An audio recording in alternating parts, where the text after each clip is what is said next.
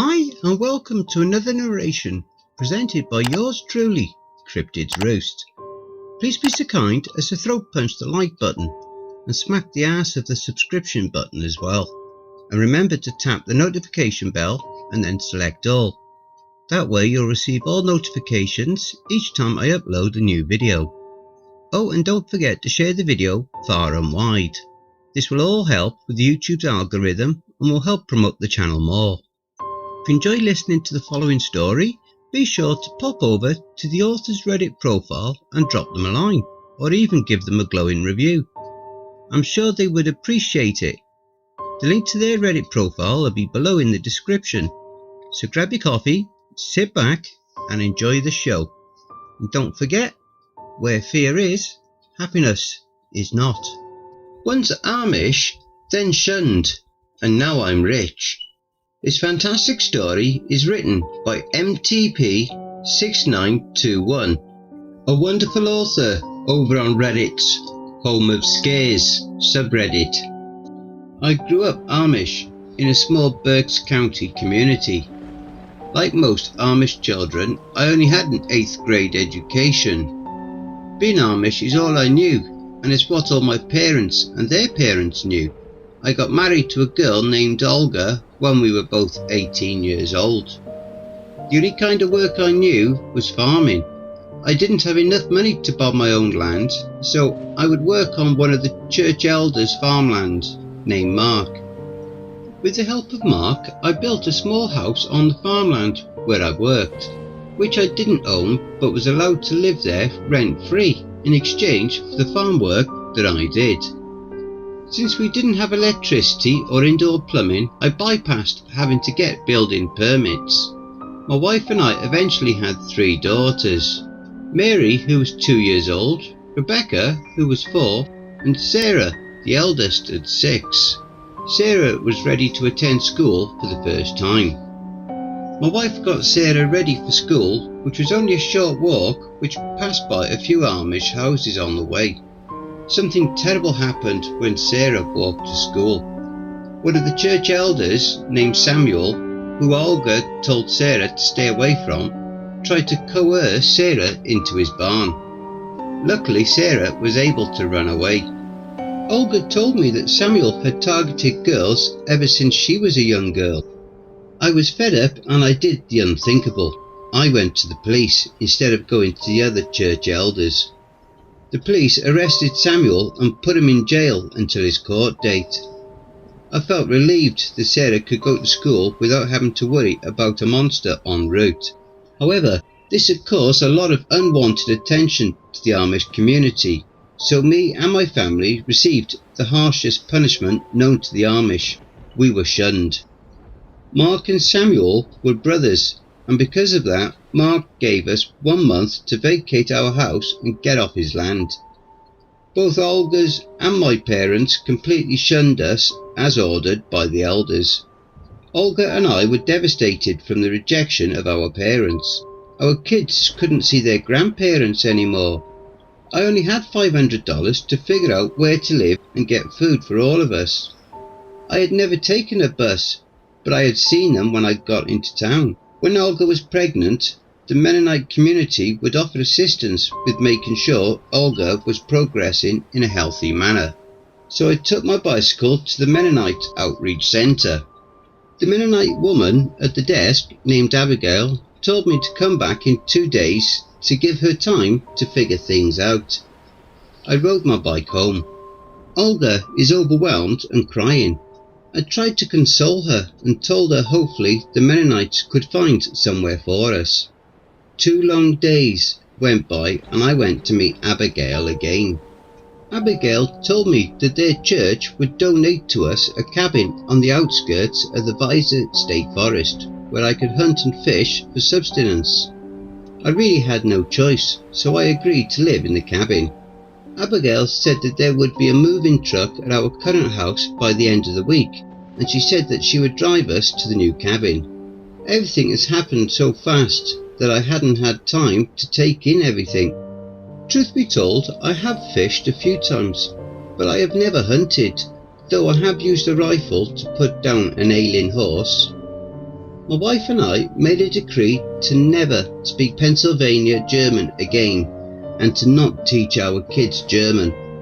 I also asked Abigail for assistance in enrolling Sarah into the local public school where the cabin was located, which Abigail agreed. Also, Abigail donated a bunch of used clothing for all of us. She took Olga to Walmart to buy a bunch of non-perishable food with the money I had. With all of our belongings packed up in the moving truck, Abigail drove us to the cabin, which was about an hour's drive away. The cabin was more isolated than I had imagined. Abigail had to drive almost half a mile through a dirt road to get to the cabin. The Mennonite gentleman who drove the truck, named Isaac, helped me carry everything into the cabin. Isaac gave me an axe, some shovels and a bunch of matches, then they left. I tried to cheer Olga up. The kids were too young to understand the enormity of everything, so they just ran around and played. The cabin had 2 rooms with a rustic kitchen and a small dining and living room. We would have to use the creek for all of our water, which thankfully there were plastic buckets left on the property. Also, there was a rifle with bullets, fishing equipment and an outhouse. I surveyed the land. The creek was about 50 yards from the cabin. The cabin was surrounded by trees and none of the land was tilled for farming. Sarah was to start school in 3 days. Abigail told Olga to have Sarah ready at the end of the driveway on Monday to start kindergarten, where the bus would pick her up at 8 a.m. I had seeds but no animals and no real farming equipment to till the land, just an axe and shovels. I knew it would take weeks to clear the land to grow crops with the tools I had. Olga knew how to dry out food to make it last for the winter. There were a bunch of crabapple trees as well, which Olga had planned on canning. We set up the 3 beds for the girls and got the rest of the cabin situated. The next day I dug for worms and went fishing in the creek. I brought my rifle in case I saw a deer or any other animals. I stood at the edge of the creek and caught 2 fish which were each about 8 inches long. Olga came to check on me and she took the fish to prepare for dinner. I knew the 2 fish weren't going to be enough for the 5 of us, so I decided to focus on hunting for deer or something else substantial. I didn't have a hunting license, however we were so remote that no one would know that I was hunting. I sat in the woods for 3 hours and I didn't see 1 deer. I'm starting to panic because I didn't want to eat into our food supplies. I went back to the cabin frustrated. Olga and I brainstormed and she came up with an idea of looking for animal trails through the thick brush. This way I would know that eventually an animal would come by. I decided to cut down a couple of trees before dinner. Cutting the trees down was a pain, but getting the stumps out was going to take me hours for each one.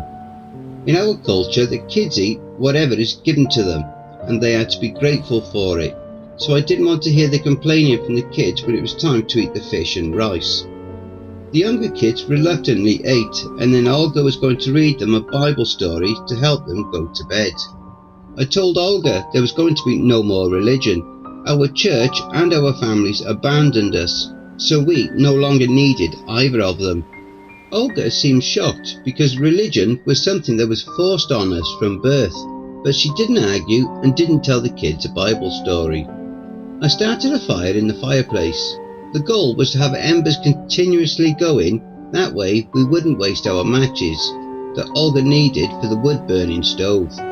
Today is Sunday and I was going to break the Amish tradition of resting.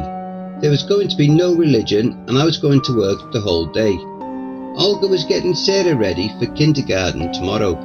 Sarah was excited and we were going to have her look and dress as close to the other girls as possible.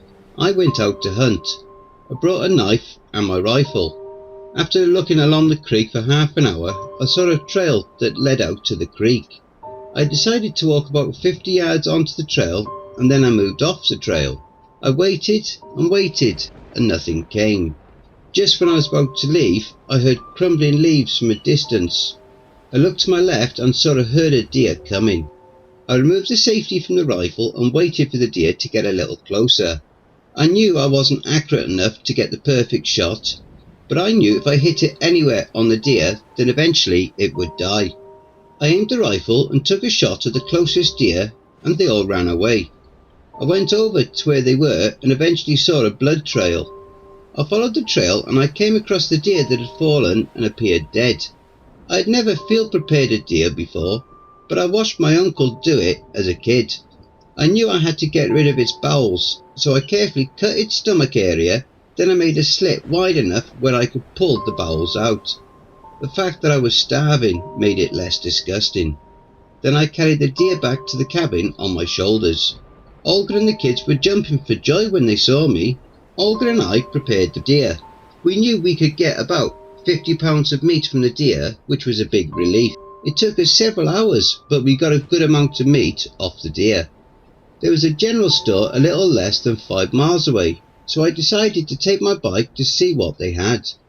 I arrived at the store and met the owner, Guss, who was a long-time resident. I introduced myself and told him the cabin where we moved into. He was aware of its location. He told me that he would donate used clothing anytime we needed it. Guss said that he would pay various amounts of money for different furs, like $5 for deer skin and $100 for bear skin. I was pleasantly surprised to hear that and figured at least I would have some kind of income source. Also, Guss warned me to keep the cabin locked at night and be wary during the days. He said that unfortunately the road that led to the cabin was used to transport methamphetamines, and my cabin was a known meeting place. Also, he told me that hunters have used the cabin as well. Guss gave me an old mailbox and other stuff to put on the driveway that led to my cabin to include no trespassing signs. I thanked Guss and took my bike back home. I told Olga about our cabin and to watch out for drug smugglers and hunters. Olga and I were both mortified, but we had no other options on where to live. I have an 8th grade education and I speak with a German accent. I have never driven a car or used any type of power tools. I wanted to make our new cabin work, so I put up the mailbox and the no trespassing signs to help deter unwanted people from coming onto our property. We ate deer meat for dinner, which will probably be our nightly staple. I made a smokehouse out of wood and stone on the property to dehydrate the meat. I brought hair clips and other accessories at Guss's store for Sarah's first day of school. Sarah was so excited the night before that she virtually ran around the cabin until she went to sleep. As the kids passed out, I couldn't sleep, so I went to the creek to fish to think about everything on my mind. As I sat on the rock with my fishing line in the water, I heard a low-flying aeroplane. It was one of those smaller ones that were about the size of 2 cars. Then I saw somebody push something out of the plane. I could see the large packet free fall into the woods not far from where I was sitting. I don't think the people on the plane saw me fishing on the rock. I decided to go and inspect the package. As I got closer, I noticed there was actually 2 packages. I tried to pick up one of them, but it must have weighed 500 pounds. The packages were carefully wrapped. I wasn't sure if the people on the plane were just trying to get rid of the packages or someone was going to get them. I decided to leave them for now. I went back to the cabin and told Olga all about the packages. Unfortunately, the both of us have lived in a sheltered environment our whole lives, so we didn't know about things that people learn from watching television or reading the news. I told her that we will just let those packages sit there for a week. I'll try to conceal them from hunters with weeds for a week, and if no one comes, then we'll inspect the packages. The packages did nothing to ease my tension.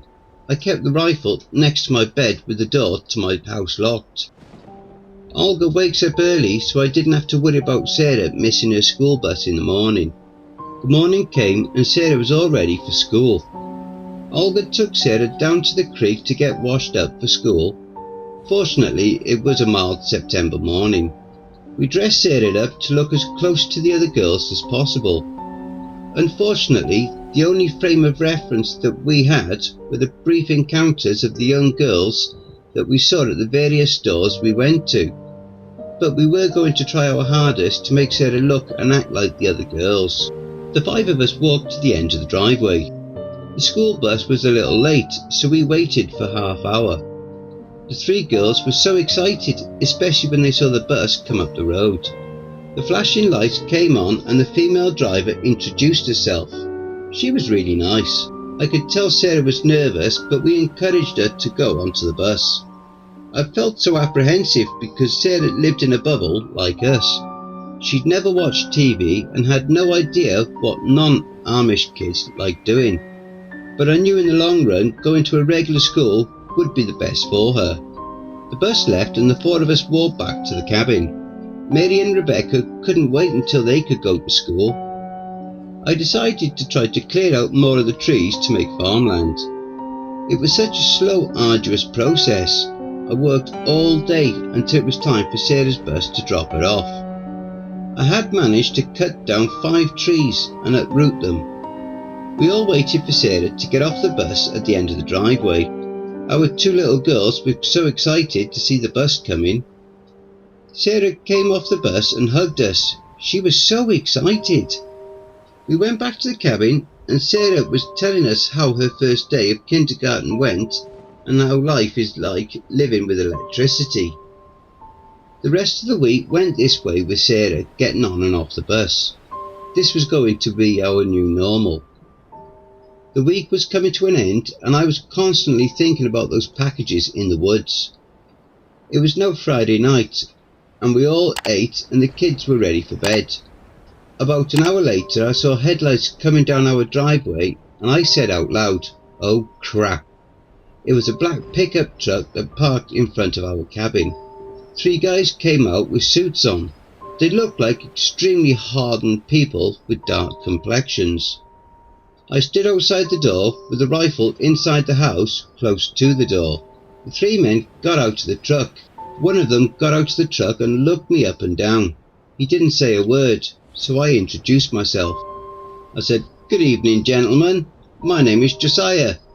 We were given this property by the Mennonite community to live on."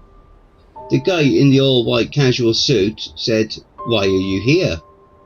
I responded, "We were shunned by our Amish community. We had nowhere else to go. I live here with my 3 kids and my wife. We have very little communication with anybody else besides our daughter who just started kindergarten. Next to nobody knows we are here and nobody seems to care. We have no electricity and no phones." The guy then put his hand on his chin like he was thinking about something. He then said, "Did you see those packages in the woods?" I responded, "Yes." He then said, "Did you touch them?" I said, "All I did was put weeds on top of them so no hunters would disturb them." He then said, "Did you tell anybody about the packages?" I then replied, "I have no one to tell." He then put his hand on his chin again like he was thinking about something.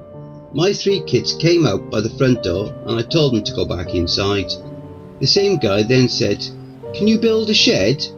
I responded, "Yes, I have built a house almost by myself." He then said, "If you build a shed and continue to live your current lifestyle off the grid, then I will pay you a lot of money to store my packages on your land. Does this sound like an agreement?" I gave it a quick thought and said, "Yes, of course this sounds like a great idea. By the way, what's your name?" He then shook my hand and said, "My name is Manny. I will have my people drop off building supplies tomorrow. If you do everything I tell you to do and don't ask questions or talk to anybody about this, then you will become a very rich man." I said, "Sure, Manny, I'll do whatever you say." Manny then said, "Show me where the packages are and the 4 of us will carry them into your cabin. Once the shed is done, then the packages could be moved into the shed." I helped them move the packages into the house. He told me to keep the windows open at all times for the kids' safety, and I was in no way to handle the packages. He then handed me a stack of money and said that he would be back in a week to check on the shed. The truck pulled away and I counted the money. It was $5,000. That was pretty much all the money that I made last year. I told Olga about the arrangement. I tried to sound positive, and said this was going to be our opportunity to get out of poverty and out of our current situation, which will help our kids in the long run. It took me a while to go to sleep, and eventually I did. A large truck had dropped off a bunch of wood and other building supplies early the next morning.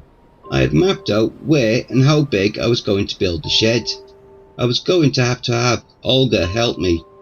I knew that I had to work all day and night to get finished in a week. There was going to be no excuses, and Olga was going to help me. I had to cut everything with hand saws that I was thankful Manny's men had given me. The week went by fast, and I was finishing up the roof on the shed. I had one day left before Manny and his men were coming back, so I worked through the whole night to ensure it would get done. The only thing Manny told me was he wanted no windows and for me to install the heavy metal door. The shed was now complete, and I expected Manny the next day. I was happy with the construction of the shed. It was strong and nearly impenetrable. Manny came by with the two other guys at about 2 p.m. He looked over the shed and was happy with it. We moved the packages into the shed. He gave me a cell phone to call him if anyone unexpected came. He told me never allow anyone to mess with the shed. He then asked me for the keys to the shed, which I gave him. He gave me a larger stack of money this time and told me he would be back in 2 weeks, and then he left. I counted the money, and Manny gave me $25,000. I almost fainted with joy with having a total of $30,000 now. I continued living like we were never given money. Every day I would clear more trees. At this point I had cleared nearly an acre of land of trees. I was now going to focus on removing the rocks. Pennsylvania is nothing more than rocks, so it took me as much time to clear the rocks as it did the trees. I had been down to the general store to buy some odds and ends. Guss gave me some of his granddaughter's clothes, which I greatly appreciated, especially for Sarah. Guss asked me if anyone had come on my property, and I lied and told him no. He figured the no trespassing signs must have worked. I got some candy for the kids, and then I left. I had shot another deer. We were getting good at preparing the deer rather quickly. 2 weeks had come quickly. We anticipated Manny to come at any time. Day after day had come and gone, and still no sign of Manny. It's now mid-December, and Manny hadn't come back, which hadn't changed anything regarding our daily lifestyle. Abigail had actually stopped by to see how things were going, and she brought Christmas gifts for the kids. She was impressed with how good the property looked and how good we all looked. She offered to take us to the public library and to Walmart, where we all went. At the public library, Abigail showed me and Olga how to use the computer. She explained to us that we could find any answers to any of our questions on Google, and then she left us for a few minutes to read books with the kids. Olga and I decided to try to find Manny on Google. There was a lot of search results that came up, so eventually we put in Manny, Pennsylvania, illegal drugs, and then we saw a picture of him with a news story that read, Manny Hernandez and his crew were assassinated last night outside of Reading. We looked at other photos and saw those were the men that were with Manny. Olga and I were shocked. We didn't know what to do with the packages in the shed. We had suspected they were illegal drugs, and now we knew for sure. We left the library and went to Walmart. We bought more than non-perishable food items, and we let the kids pick out Christmas toys. Abigail dropped us off and said she would be back in 2 months to go shopping again. Winter time was moving by rapidly. Fortunately, we had enough food supplies and an endless amount of firewood. We had 5 buckets which we kept full of water in the house. We would boil the water before we drank it. The next time Abigail was going to take us somewhere, I was going to order a tub and a hand-cranked water pump. I couldn't do much work around the cabin because of the freezing weather, so I made frequent visits to Guss's store. We were starting to become really friendly with each other. He was an older guy who just enjoyed having company to talk to. I told him I was interested in installing a well pump. He told me it would cost around $2,000 to have someone to come out to dig the well with machinery. I told Guss that the dollar amount would be fine, and he kind of looked at me surprised. He told me he could arrange for someone to come when we had a warm spell so the ground wouldn't be frozen. It is now late February and no one has come to take the packages from the shed. Abigail took us back into town and I'd purchased a tub that would be delivered to the house. I went to see Guss every other day. He told me that the power company was coming through and extending their lines because of a proposed housing development that was going to be built. He told me it was going to be possible for my cabin to have electricity. He told me that it would probably cost about $3,000 to have the wires come to my cabin and for the cabin to be wired. I told him I was interested and I had the money. Guss now looked really surprised. He knew something was up with me having money. Then Guss opened up to me about his past. He said he had a CDL truck driver's license and would give the false impression that he was a legitimate long truck delivery hauler.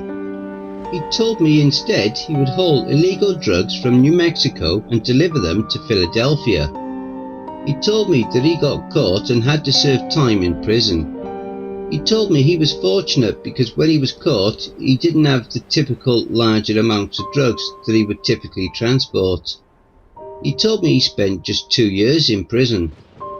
I asked him if he still had connections with the drug business and he said there's always people trying to make money and yes, he could reach out to people.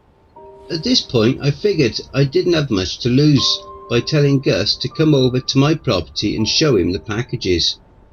I told him to come with a crowbar and a sledgehammer to try and get into the shed.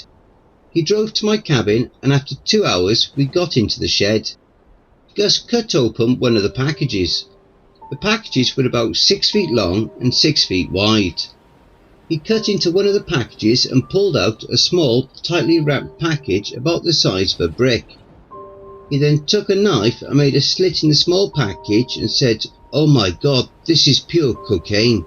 You're sitting on millions of dollars worth of cocaine." He almost toppled over. He said that even at his peak with transporting drugs, he never came across anything close to this amount of cocaine. Guss said he would help me as long as he was given half of all the profits, which I quickly agreed. Guss told me he couldn't tell anyone how much we had or we would be dead. He told me he knew a high-end drug buyer in Philadelphia who owned a chain of restaurants, but really made his money through buying and selling cocaine. Guss said he would sell it cheaper than usual just to get rid of it. Guss said that he would give the impression that he was driving down south to get the drugs to help conceal that the drugs were located on my property. He told me that he would make at least 10 trips to Philadelphia and as long as my buyer was getting cheap drugs delivered to him from down south, he wouldn't harm me because he wouldn't want the supply to end, and he would kill us in a heartbeat if he found out we had all the drugs stashed here. So Guss divided the drugs into 10 separate piles. He told me he was going to drive to Philadelphia and make the arrangements with his contacts. Guss left and we shook hands and then he said, "You're going to have more money than you're going to know what to do with." Guss came back in 2 days and I helped him load a van he rented with cocaine. He left and returned 8 hours later. He handed me a large duffel bag of cash and said, "There's $5 million in there." Then he hugged me. He told me that tomorrow we would go to the bank and I should open a safety deposit box and put my money in there, and he told me we should go to multiple banks and do the same thing with every cocaine delivery. The process happened every week for 2 months. Olga and the kids had no idea how much our lives had changed for generations to come. I now have $50 million stored in 10 different bank safety deposit boxes. Guss told me he was moving to Florida and he told me I should move off the property. He gave me a contact with an accountant who was also a lawyer who dealt with people in my situation. This person was expensive to work with, but was worth the money. Guss took me to the store to buy my own cell phone and he took the cell phone Manny gave me to discard. I bought a bunch of charge sticks so I would have power for the phones. He gave me the phone number of the accountant/lawyer and I arranged for a meeting with him. His name was Sol Robinowitz. Sol told me that as long as I was his lawyer that our conversations considered protected information, but I was to never tell him how I came across my money. Sol suggested that I buy businesses with cash and any money that is made to deposit into a bank account. I told him I wanted to open businesses in the town where I was from. He gave me different suggestions like rock quarries and factories. He told me he had connections with government officials to buy permits.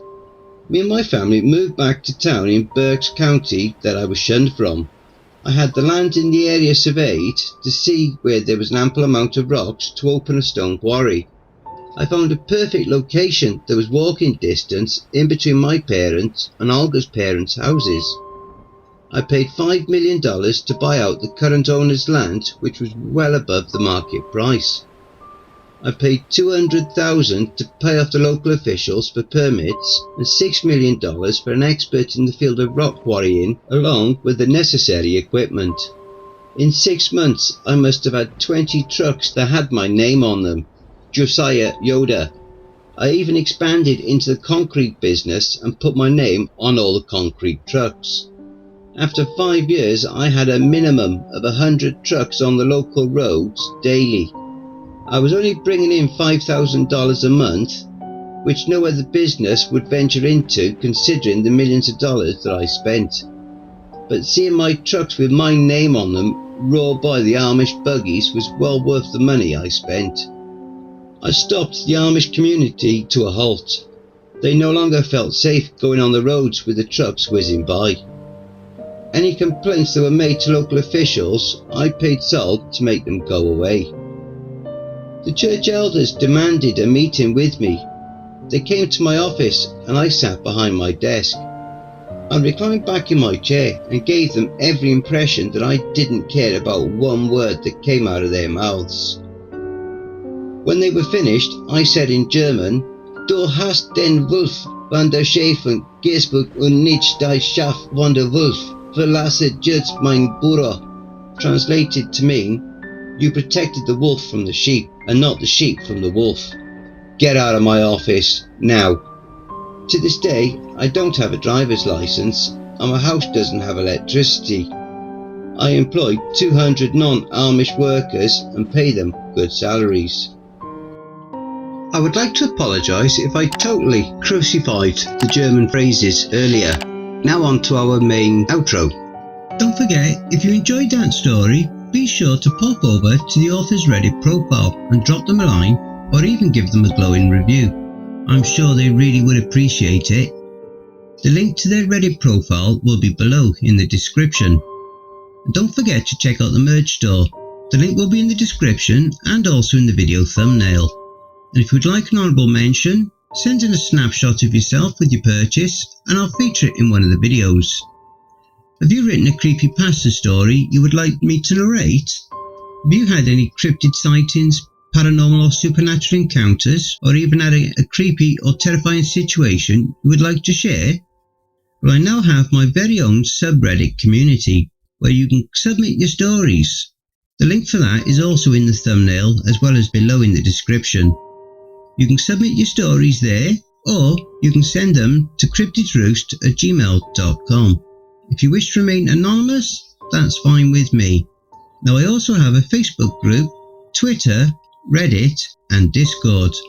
And if you'd like to support the channel and help make it grow, my PayPal is paypal.me/cryptidsroost. And any and all donations would be gratefully received. Again, that will also be below. And don't forget, where fear is, happiness is not.